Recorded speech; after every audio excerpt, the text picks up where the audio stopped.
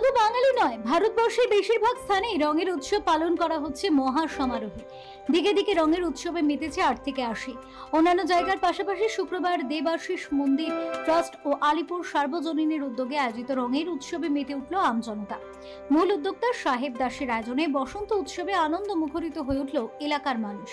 নাচে গানে মিলেমিশে একাকার সকলে।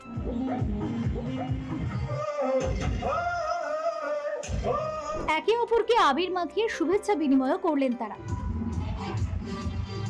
এই কর্মসূচি উপলক্ষে বসেছিল চাঁদের হাট। উপস্থিত ছিলেন স্থানীয় পুরমাতা দেবলীনা বিশ্বাস সহ অন্যান্য বিশিষ্ট জনেরা। মন্দির আলিপুর আর দেবাশিস মন্দির ট্রাস্ট এদের একটা ইচ্ছেই ছিল আমাদের এখানে যেভাবে মানব পুজো, মা দুর্গার পুজো এরকম বিভিন্ন রকম হয়, সেভাবেও এই ফাগুন উৎসবটাকে কিভাবে পালন করা যায়।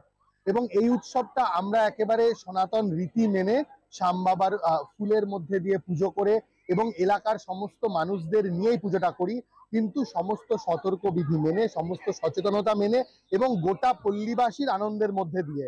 শুধু তাই নয়, আমাদের যে শব্দবিধির যে নিয়ম এবং সবাইকার যাতে ভালো থাকে, গোটা পল্লীবাসী যাতে আনন্দ পায়, এইভাবেই আমরা এই অনুষ্ঠানটা সাজিয়েছি।